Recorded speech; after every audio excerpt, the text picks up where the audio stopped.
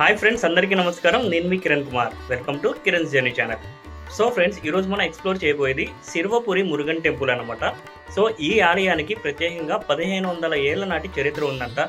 So ఈ గుడి ఎక్కడ ఉంది, ఈ గుడి యొక్క విశిష్టత ఏంటి, ఇవన్నీ మనం ఈ జర్నీలో కంప్లీట్గా తెలుసుకుందాం. తమిళనాడులోని చెన్నై నుంచి కేవలం 40 కిలోమీటర్ల దూరంలో ప్రకృతి సోయగాల మధ్య శాంతంగా ఒదిగిపోయిన ఒక చిన్న గ్రామం చిన్నంపేడు. అక్కడే ఉంది 1500 సంవత్సరాల ప్రాచీనత కలిగిన సిరువాపురి మురుగన్ ఆలయం. ఈ ఆలయం గురించి మనకి తెలియని ఎన్నో విశేషాలు, పురాణ గాథలు ఉన్నాయి.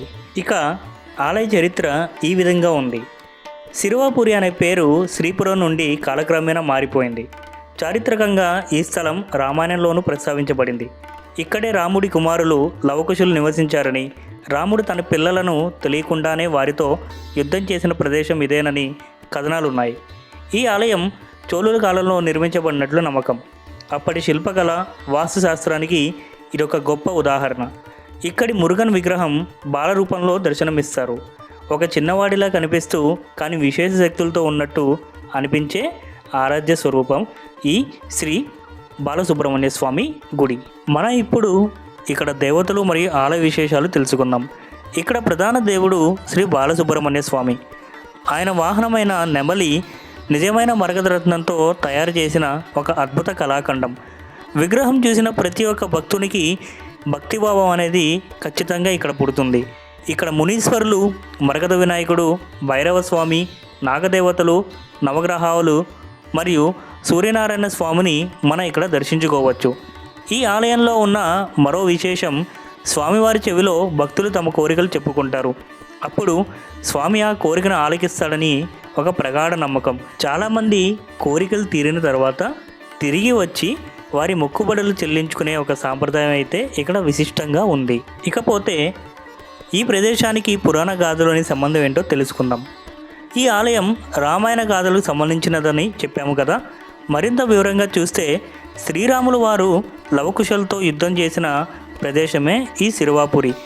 ఈ యుద్ధంలో రాములు వారు లవకుశులు తన పిల్లలేనని తెలియకుండానే వారితో ఘోరంగా పోరాడతారు. ఇదే సంఘటన ఆలయాల చుట్టుపక్కల స్థలాలకు ప్రత్యేక పవిత్రతను తెచ్చిపెట్టింది. ఇక సుబ్రహ్మణ్యేశ్వర స్వామి విషయానికి వస్తే, తండ్రి శివుని ఆజ్ఞ మేరకు తారకాసురుని సంహరించిన సుబ్రహ్మణ్యేశ్వర స్వామి సిరువపురిలో శాంతి స్వరూపంగా బాలరూపంలో చూడటం అంటే మనలోని అమాయకత్వాన్ని గుర్తు చేసేలా ఉంటుంది. ఇప్పుడు మనం ఈ ఆలయం దర్శన సమయం మరియు ప్రయాణ సమాచారం తెలుసుకుందాం. ఈ ఆలయం ప్రతిరోజు ఉదయం 7:30 గంటలకి తెరుస్తారు. 7:30 గంటల నుంచి మధ్యాహ్నం 12 గంటల వరకు ఉంటుంది. తర్వాత సాయంత్రం 4:30 నుంచి రాత్రి 8 గంటల వరకు తెరిచి ఉంటుంది. చెన్నై నుంచి కేవలం 1 గంటలో మనం ఈ సిరువాపురి ఆలయానికి చేరుకోవచ్చు. NH5 పై ఉండడంతో ప్రయాణం చాలా సులభతరం. ప్రైవేట్ బస్సులు, క్యాబ్లు, ఆటోలు అందుబాటులో ఉన్నాయి. అదేవిధంగా లోకల్ ట్రైన్ ఫెసిలిటీ కూడా ఉంది. మీరు చెన్నై సెంట్రల్ రైల్వే స్టేషన్ నుంచి పొన్నేరి రైల్వే స్టేషన్ వరకు వచ్చి అక్కడి నుంచి మీరు ఒక ఆటో క్యాచ్ చేసి సిరువాపురికి చేరుకోవాల్సి ఉంటుంది. ఇకపోతే ఈ ఆలయంలోని ప్రత్యేక పూజలు, పండుగల గురించి తెలుసుకుందాం. సిరువాపురి ఆలయంలో కార్తీక మాసం చాలా విశేషంగా జరుపుకుంటారు. తైపూసం, స్కందషష్ఠి వంటి పండుగలు ఇక్కడ ఎంతో ఘనంగా నిర్వహిస్తారు. వెంకటేశ్వర స్వామి నవరాత్రులు కూడా ఇక్కడ ఒక ప్రత్యేక ఆకర్షణ. ప్రతి మంగళవారం, శనివారం రోజుల్లో ఇక్కడ భక్తుల సంఖ్య చాలా ఎక్కువగా ఉంటుంది.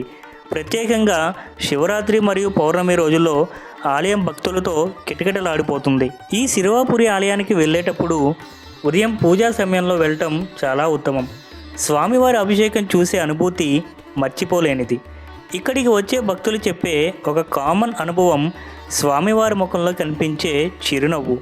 ఇలాంటి అనుభవాలు సిరువాపురి ఆలయానికి వచ్చే భక్తుల గుండెల్లో ఒక ప్రత్యేక స్థానాన్ని నిలిపింది. సో ఫ్రెండ్స్, ఈ ఆలయంలో దర్శనం విషయానికి వస్తే ఇక్కడ ఉచిత దర్శనం, అలాగే 50 రూపాయలు మరియు 100 రూపాయల శీఘ్ర దర్శనం కూడా ఉంది. నేనైతే 100 రూపాయల టికెట్ తీసుకొని వెళ్ళాను. ఎందుకంటే నేను వచ్చిన రోజు ఇక్కడ జనాల తాకిడి చాలా ఎక్కువగా ఉంది. మన ప్రాచీన దేవాలయాల్లో చరిత్ర, శక్తి, శాంతి దాగి ఉంది. ఇవి ఆలయాలు మాత్రమే కాదు, మన సంస్కృతికి నిలువెత్తు సాక్ష్యాలు. ఇలాంటి ప్రాచీన దేవాలయాల సందర్శన కొరకు కిరణ్ జర్నీ ఛానల్ని సబ్స్క్రైబ్ చేయండి. అలాగే ఈ వీడియో కనుక మీకు నచ్చినట్టయితే మీ ఫ్రెండ్స్ అండ్ ఫ్యామిలీతో షేర్ చేయండి. మీ సపోర్ట్ మా ప్రేరణ.